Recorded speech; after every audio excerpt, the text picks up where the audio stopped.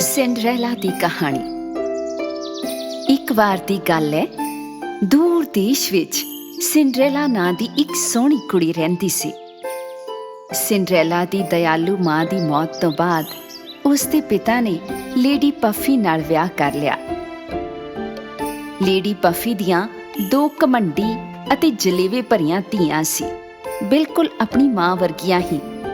वो एक hair brush वर्गी मामूली चीज दे लई भी घंटियां तक लड़दियां रहिंदियां सी। छड्ड इनू, मैं क्या छड्ड इनू, तू इनू वापस दे मैनू, यह मेरा है। नहीं, ये मेरा है, तू छड्ड। एक दिन सिंड्रेला दे पिता नू एक लंबे सफर ते जाना पिया। लेडी पफी ने मौके दा फायदा चकदियां होया विचारी सिंड्रेला तो घर दे सारे मिहनत भरे काम करवाए।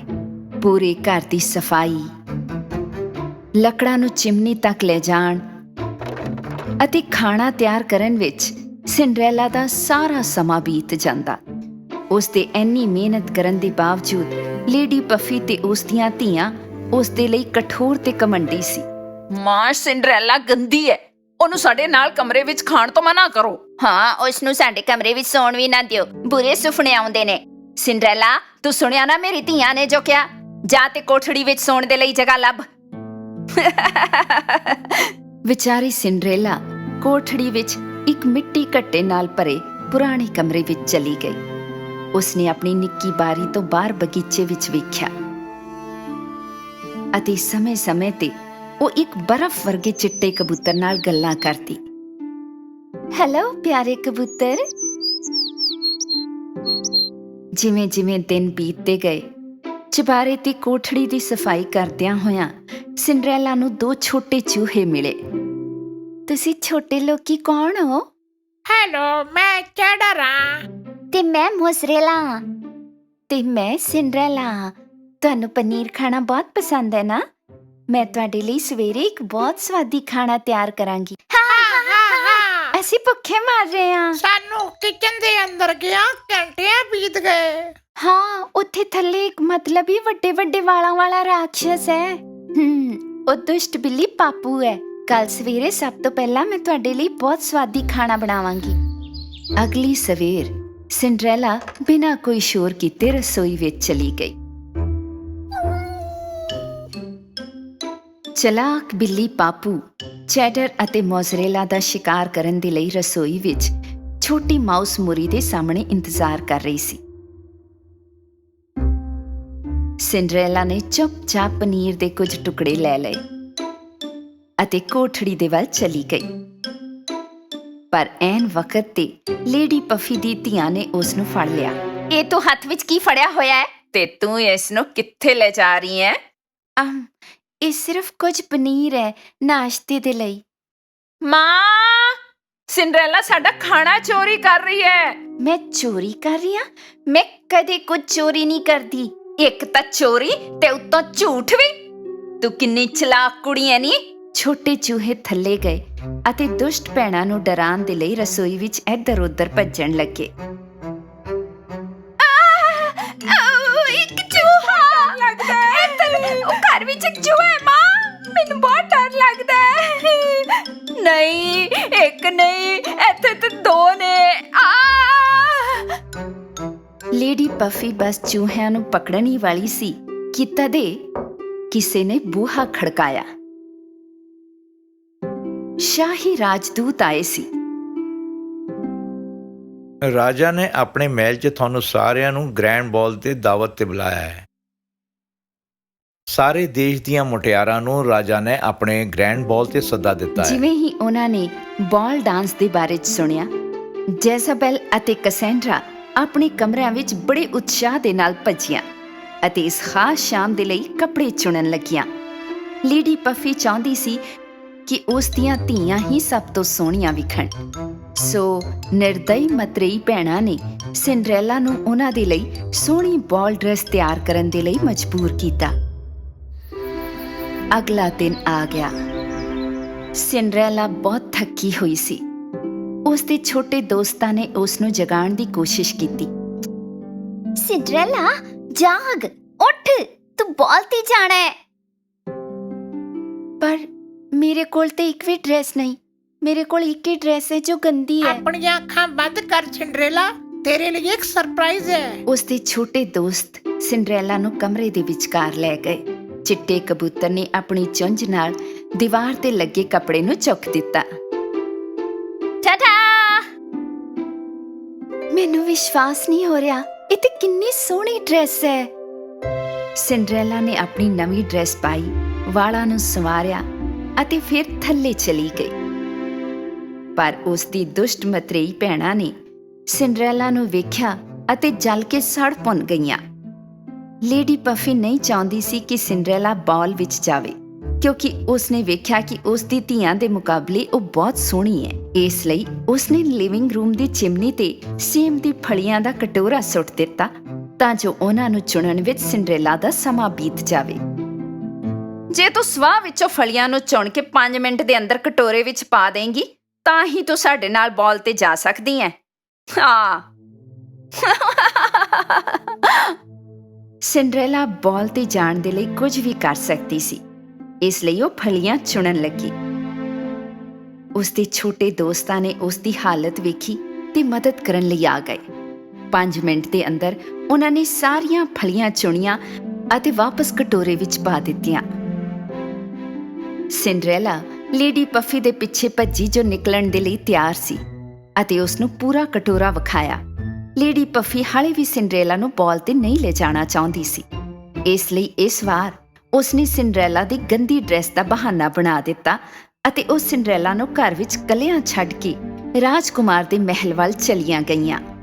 ਵਿਚਾਰੀ ਸਿੰਡਰੇਲਾ ਬਹੁਤ ਦੁਖੀ ਸੀ। ਉਹ ਬਗੀਚੇ ਵਿੱਚ ਬੈਠ ਕੇ ਇੱਕ ਹੈਜ਼ਲਨਟ ਪੇੜ ਦੇ ਥੱਲੇ ਰੋਣ ਲੱਗੀ, ਜਿਸ ਨੂੰ ਉਸਦੀ ਮਾਂ ਨੇ ਬਹੁਤ ਪਹਿਲਾਂ ਲਾਇਆ ਸੀ। ਤੇ ਉਸੇ ਵੇਲੇ ਹੈਜ਼ਲਨਟ ਦਾ ਪੇੜ ਹਿਲਣ ਅਤੇ ਚਮਕਣ ਲੱਗਾ ਅਤੇ ਇੱਕ ਰੂਪਵਾਨ ਪਰੀ ਸਿੰਡਰੇਲਾ ਦੇ ਸਾਹਮਣੇ ਪ੍ਰਗਟ ਹੋਈ। ਮੇਰਾ ਨਾਮ ਲੀਆ ਬੈਲ ਹੈ, ਮੈਂ ਤੇਰੀ ਮਦਦ ਕਰਨ ਦੇ ਲਈ ਇੱਥੇ ਹਾਂ। ਦੁਖੀ ਨਾ ਹੋ, ਤੂੰ ਵੀ ਉਸ ਬਾਲ ਵਿੱਚ ਸ਼ਾਮਲ ਹੋਵੇਂਗੀ। ਪਰ ਮੈਂ ਅਜਿਹੀ ਹਾਲਤ ਵਿੱਚ ਬਾਲ ਕਿਵੇਂ ਜਾ ਸਕਦੀ ਹਾਂ? ਉਹ ਤੂੰ ਮੇਰੇ ਤੇ ਛੱਡ ਦੇ, ਮੈਨੂੰ ਬਸ ਇੱਕ ਕੱਦੂ ਚਾਹੀਦਾ। ਮੇਰੀ ਜ਼ਰੂਰਤ ਦੀਆਂ ਬਾਕੀ ਸਾਰੀਆਂ ਚੀਜ਼ਾਂ ਤਾਂ ਪਹਿਲੇ ਤੋਂ ਹੀ ਇੱਥੇ ਨੇ। ਸਿੰਡਰੇਲਾ ਵਾਪਸ ਆਈ ਤਾਂ ਉਸਦੇ ਹੱਥਾਂ ਵਿੱਚ ਇੱਕ ਕੱਦੂ ਸੀ। ਪਰੀ ਲੀਆ ਬੈਲ ਨੇ ਆਪਣੀ ਜਾਦੂ ਦੀ ਛੜੀ ਨੂੰ ਇਸਦੇ ਚਾਰੇ ਪਾਸੇ ਲਹਿਰਾਣਾ ਸ਼ੁਰੂ ਕਰ ਦਿੱਤਾ ਅਤੇ ਕੱਦੂ ਨੂੰ ਇੱਕ ਸੋਹਣੇ ਕੋਚ ਵਿੱਚ ਬਦਲ ਦਿੱਤਾ। ਚੂਹੇ ਬਹੁਤ ਵਧੀਆ ਘੋੜਿਆਂ ਵਿੱਚ ਅਤੇ ਕਬੂਤਰ ਨੂੰ ਇੱਕ ਵਧੀਆ ਕੱਪੜੇ ਪਾਏ ਹੋਏ ਕੋਚ ਡਰਾਈਵਰ ਵਿੱਚ।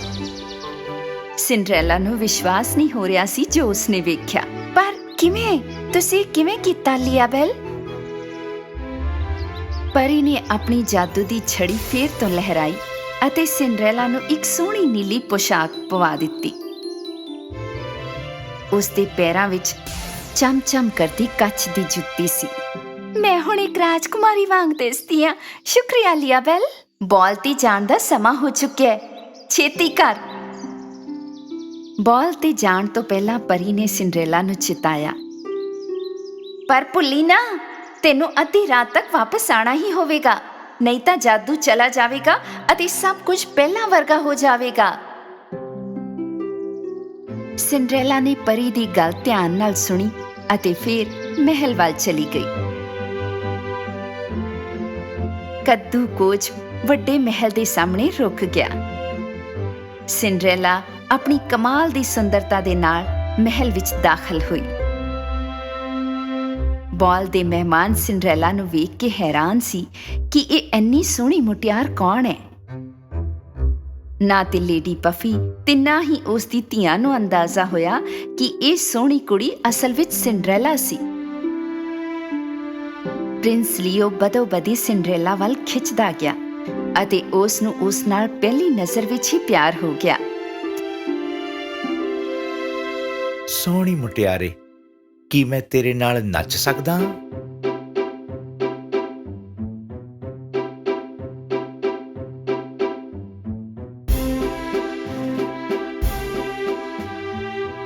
ਸਿੰਡਰੇਲਾ ਪ੍ਰਿੰਸ ਲੀਓ ਦੇ ਨਾਲ ਕੀਤੇ ਜਾਦੂਈ ਡਾਂਸ ਤੋਂ ਬੇਸੁੱਧ ਹੋ ਗਈ ਸੀ।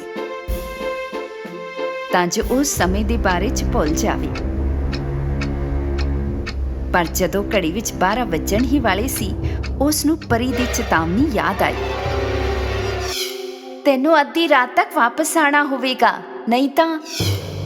ਸਿੰਡਰੈਲਾ ਨੇ ਰਾਜਕੁਮਾਰ ਨੂੰ ਉੱਥੇ ਹੀ ਛੱਡਿਆ ਅਤੇ ਕਾਹਲੀ ਵਿੱਚ ਮਹਿਲ ਤੋਂ ਬਾਹਰ ਭੱਜ ਗਈ। ਤੂੰ ਕਿੱਥੇ ਜਾ ਰਹੀ ਹੈ? ਮੈਂ ਤੇਰਾ ਨਾਂ ਵੀ ਨਹੀਂ ਜਾਣਦਾ। ਸਿੰਡਰੈਲਾ ਮਹਿਲ ਦੀ ਪੌੜੀਆਂ ਤੋਂ ਥੱਲੇ ਭੱਜ ਗਈ ਅਤੇ ਅਚਾਨਕ ਉਸ ਦੀ ਕੱਚ ਦੀ ਜੁੱਤੀ ਉੱਥੇ ਹੀ ਰਹਿ ਗਈ। ਬਦਕਿਸਮਤੀ ਨਾਲ ਉਸ ਦੇ ਕੋਲ ਵਾਪਸ ਜਾਣ ਅਤੇ ਉਸ ਨੂੰ ਲੈਣ ਦਾ ਸਮਾਂ ਨਹੀਂ ਸੀ, ਇਸ ਲਈ ਉਹ ਕੋਚ ਦੇ ਵੱਲ ਜਿੰਨਾ ਤੇਜ਼ ਭੱਜ ਸਕਦੀ ਸੀ ਭੱਜੀ ਅਤੇ ਮਹਿਲ ਤੋਂ ਬਾਹਰ ਨਿਕਲ ਗਈ। ਇਹ ਜੁੱਤੀ ਜਿਸ ਦੀ ਹੈ, ਉਸ ਸੋਹਣੀ ਮੁਟਿਆਰ ਨੂੰ ਲੱਭੋ। ਲੋੜ ਪਈ ਤਾਂ ਦੇਸ਼ ਦੀਆਂ ਸਾਰੀਆਂ ਕੁੜੀਆਂ ਨੂੰ ਇਹ ਜੁੱਤੀ ਪਵਾ ਕੇ ਵੇਖੋ। ਘੜੀ ਵਿੱਚ 12 ਵੱਜਦੇ ਹੀ ਸਭ ਕੁਝ ਪਹਿਲਾਂ ਵਰਗਾ ਹੋ ਗਿਆ।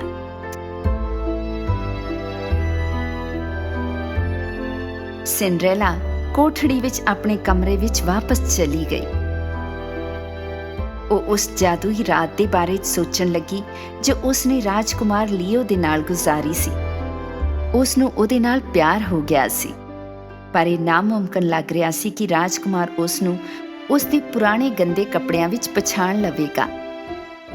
ਸਮਾਂ ਬੀਤਦਾ ਗਿਆ ਅਤੇ ਰਾਜਕੁਮਾਰ ਨੇ ਮਹਿਲ ਦੇ ਕੋਲ ਕੱਚ ਦੀ ਕੀਮਤੀ ਜੁੱਤੀ ਨੂੰ ਰੱਖਣ ਦੇ ਲਈ ਇੱਕ ਵੱਡੀ ਹਵੇਲੀ ਬਣਵਾਈ। ਦੇਸ਼ ਵਿੱਚ ਰਹਿਣ ਵਾਲੀਆਂ ਸਾਰੀਆਂ ਮੁਟਿਆਰਾਂ ਨੇ ਹਵੇਲੀ ਵਿੱਚ ਜਾ ਕੇ ਜੁੱਤੀ ਪਾਉਣ ਦੀ ਕੋਸ਼ਿਸ਼ ਕੀਤੀ।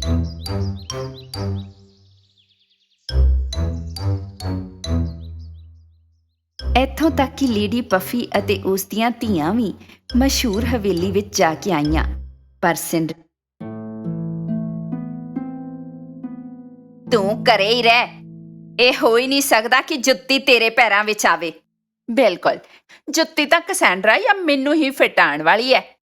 ਪਰ ਮੈਂ ਵੀ ਇਸ ਦੇਸ਼ ਵਿੱਚ ਰਹਿਣ ਵਾਲੀ ਇੱਕ ਮੁਟਿਆਰ ਹਾਂ, ਮੈਨੂੰ ਵੀ ਜੁੱਤੀ ਦੇ ਲਈ ਕੋਸ਼ਿਸ਼ ਕਰਨ ਦਾ ਹੱਕ ਹੈ। ਲੇਡੀ ਪਫੀ ਨੇ ਵੀ ਸਿੰਡਰੈਲਾ ਦੀ ਗੱਲ ਤੇ ਕੋਈ ਧਿਆਨ ਨਹੀਂ ਦਿੱਤਾ। ਉਸਨੇ ਉਸ ਨੂੰ ਘਰ ਵਿੱਚ ਬੰਦ ਕਰ ਦਿੱਤਾ ਅਤੇ ਆਪਣੀਆਂ ਧੀਆਂ ਦੇ ਨਾਲ ਚਲੀ ਗਈ।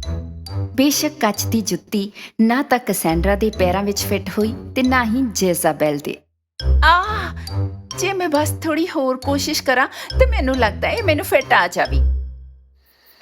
ਰਾਤ ਦੇ ਸਮੇਂ ਜਦੋਂ ਹਵੇਲੀ ਜਗਮਗ ਕਰਦੀ ਸੀ, ਸਿੰਡਰੈਲਾ ਘਰ ਤੋਂ ਬਾਹਰ ਆਈ, ਮੋਜ਼ਰੇਲਾ ਅਤੇ ਚੈਡਰ ਦੀ ਬਦੌਲਤ। ਉਹ ਸ਼ਾਹੀ ਹਵੇਲੀ ਪਹੁੰਚੀ ਅਤੇ ਚਮ-ਚਮ ਕਰਦੀ ਕੱਚ ਦੀ ਜੁੱਤੀ ਵੱਲ ਚਲੀ ਗਈ।